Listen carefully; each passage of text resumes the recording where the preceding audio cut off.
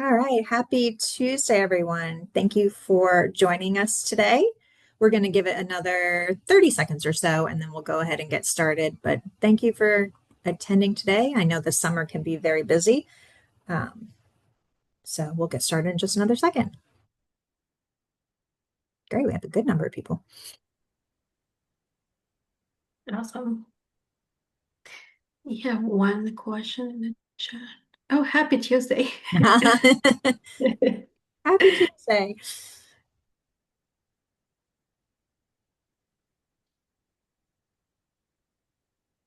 I don't know if anyone else is like me, but I'm tired of the heat. Not that I want fall to start, but it's been so hot. Yeah, it's a little challenging to go like midday some days. Mhm.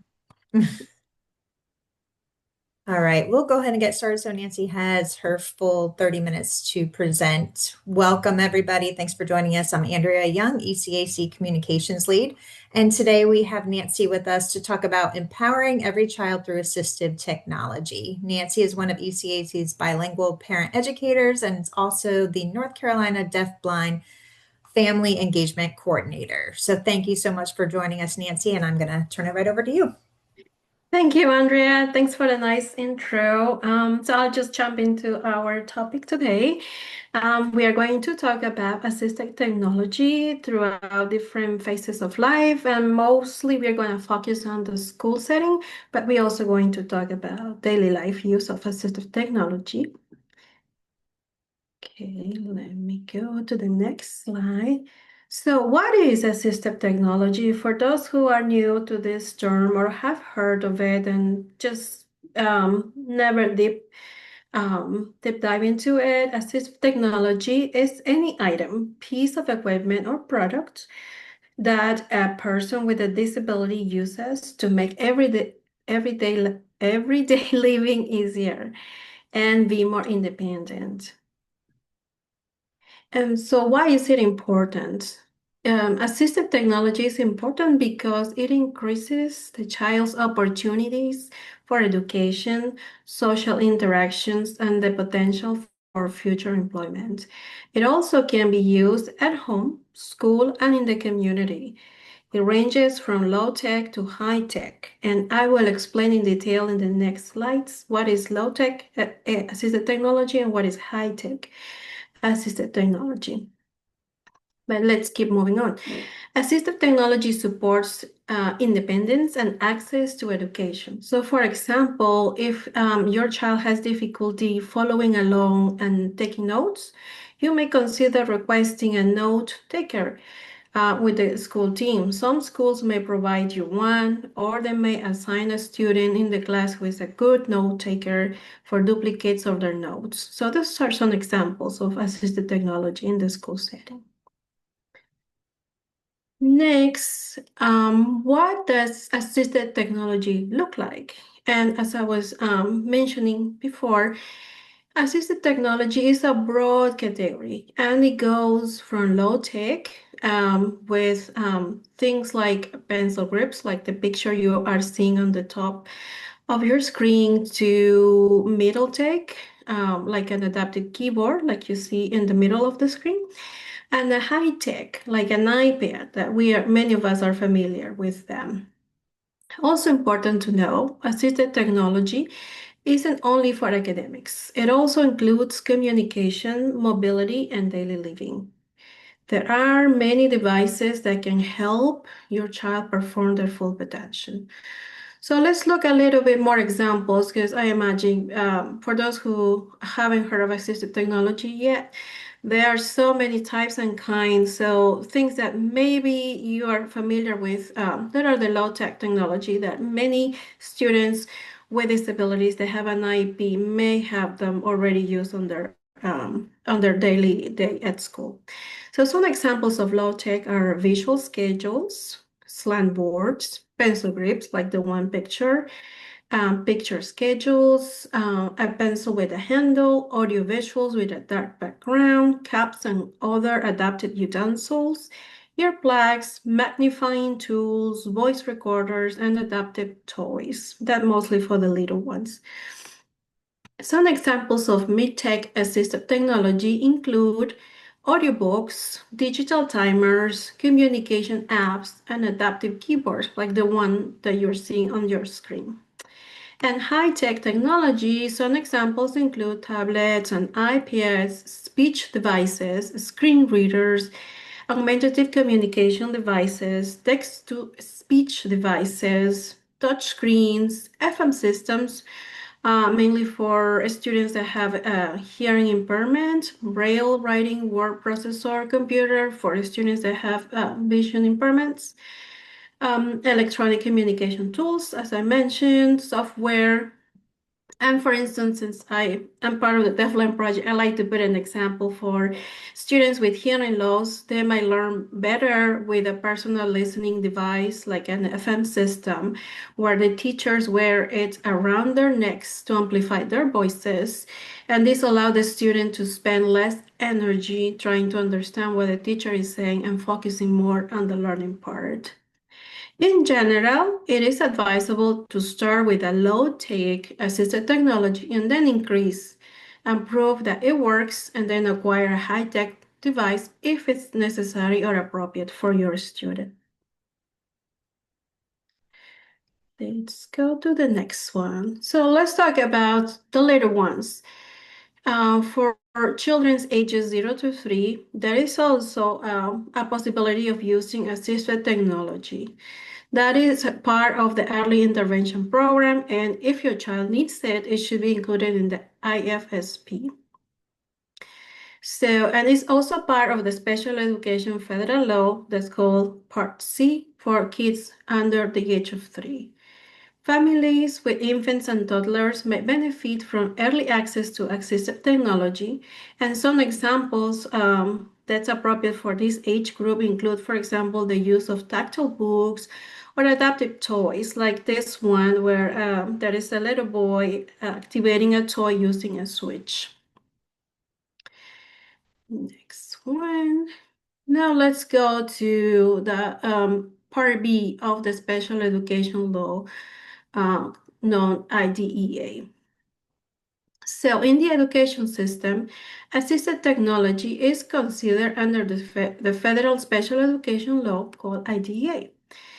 If assistive technology is needed for a student with an IEP, assistive technology is considered part of a free appropriate public education, also known as FAPE, and it cannot be denied based on funding or lack of school resources. Assistive technology in the school setting can facilitate learning. It can be used for reading and writing, or for math, or for communication. Also, assistive technology can be used to facilitate physical movement and accessibility. So next time that you are in an IP meeting, pay special attention to the part that says consideration of special factors. And as I'm pointing with my little arrow, there is a question that's very relevant. And it says, does the student require assistive technology devices or services? So if you believe and you have discussed with the IEP team that this is something you should include for your child, please take a moment and ask clarifying questions if it's marked no and you believe that it should be yes. Next one. So let's talk about assistive technology a little bit more on the EP. There are two kinds of assistive technology in this category, which is assistive technology devices and assistive technology services. They're both should be included on the IEP. What is an assistive technology device? So this is what we have just seen of the examples. These are the tools that help your child improve learning, communication, or daily tasks. And we talk about using like iPads or FM systems or a pencil grip.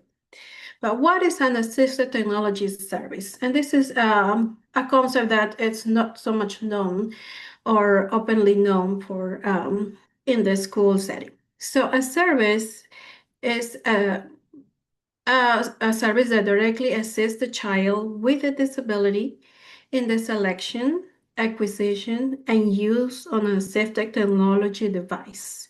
So it includes training that the staff and students may need as well in order to use the device as intended.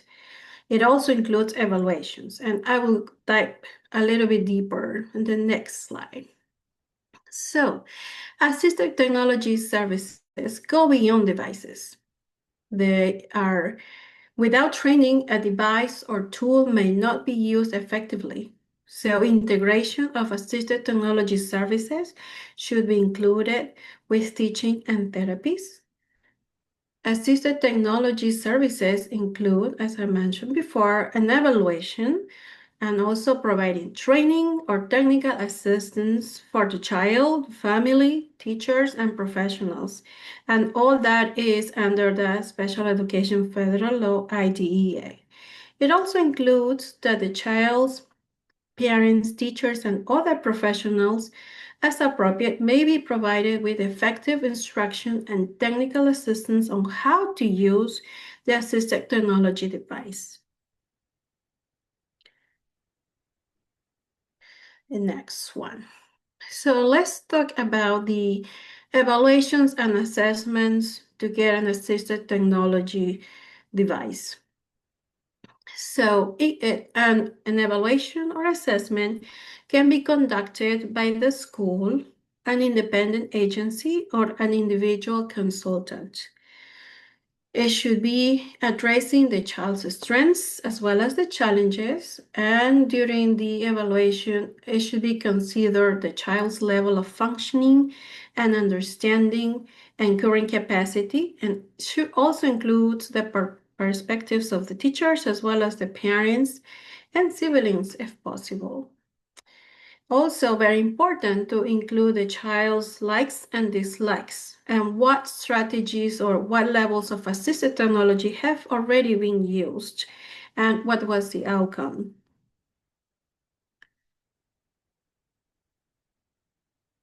Some factors to consider for parents who are thinking about requesting an assistive technology evaluation, especially with the school system. Some factors are thinking about the long-term goal. What is your vision for your child with the assistive technology device? What past experience you might have had, what trials you might have done, how effective were they for the goal that you had? Did they accomplish the job they were supposed to do? For instance, if it was a communication device, that improved the communication and sustained over time, and what is the lifespan and flexibility of this approach? For instance, if it's a very bulky and heavy device for communication, it might not be practical to take it everywhere. So think about those implications. And also as well, as the student is developing and growing, how is that going along with keeping the students' independence and accessibility and any other potential negative impacts that you may think of? So in general, we think that it's a good idea to consider a trial period and schedule a time to assess the effectiveness, especially with high technology assisted technology devices. Many of the distributors, companies who make these devices offer free trials where families and educators can try the device and identify if that's a good match for the student and for the goals that you have for the student. So consider that next time that you're thinking about an AT device. And let's switch a little bit, or let's make it more broad. Assistive technology in daily life. So some examples of devices for morning routines using picture cards or timers, or for dressing, some button hooks, adaptive clothing. For meals, weighted utensils like weighted cups or non-slip mats that many of us are familiar with it. We have been using assistive technology devices without really thinking that they are. especially in my case. And some examples like for safety, grab bars, and smart home devices, bed shaker. That's something typically used for people who have hearing impairment.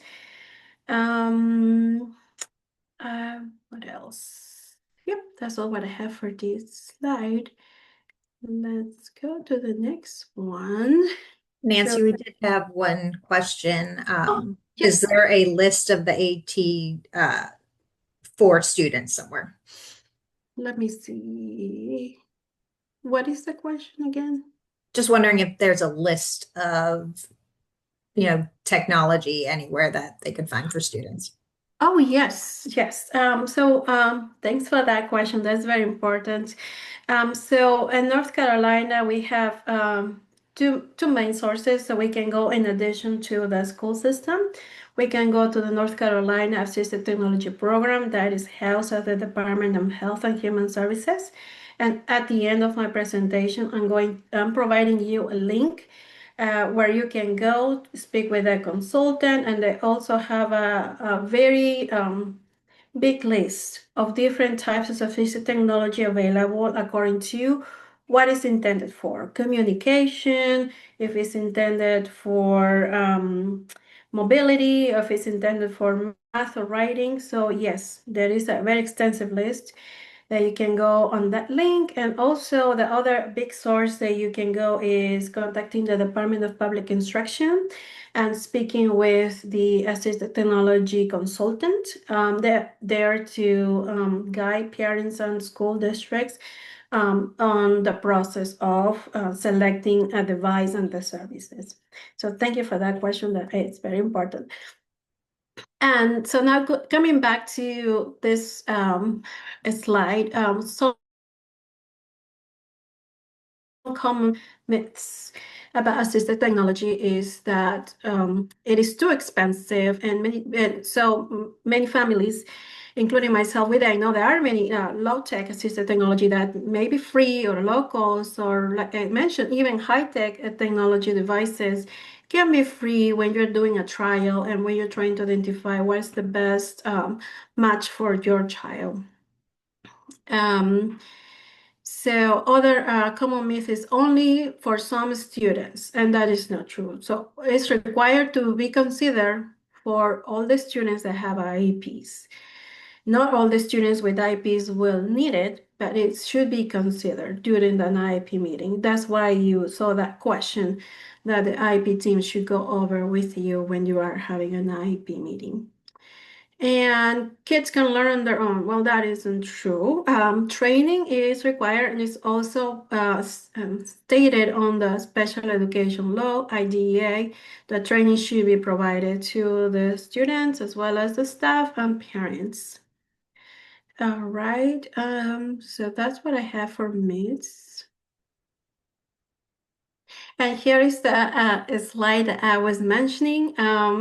So you have your 3 places where you can go in addition to, aside from a private setting, a private clinic. You can go through the public school system and talk about getting an evaluation for assistive technology during an IEP meeting. You can reach out to the HHS, the NC Assistive Technology Program.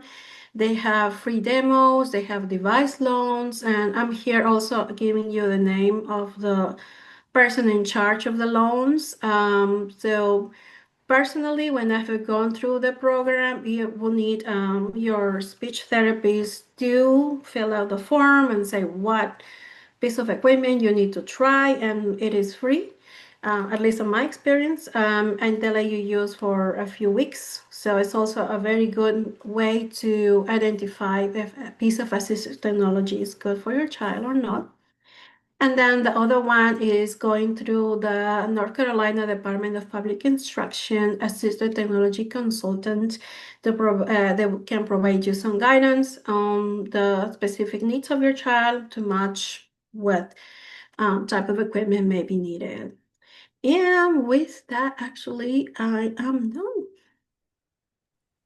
Awesome. Thank you, Nancy. I did just answer one question about posting the links. We will be sending out these slides to everyone, so you will have all those links and all the information that Nancy has provided. So thank you for asking that.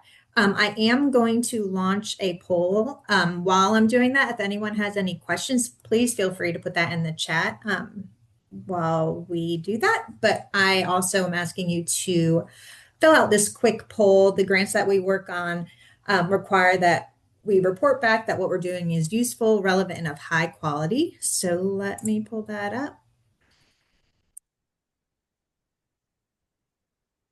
If everyone could go ahead and answer these quick questions, we appreciate your feedback. And happy to take any questions that anybody has.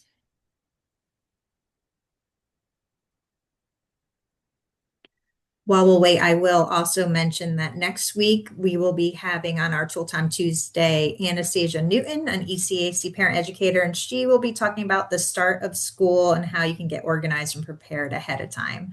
It is getting to be that time, going by quickly.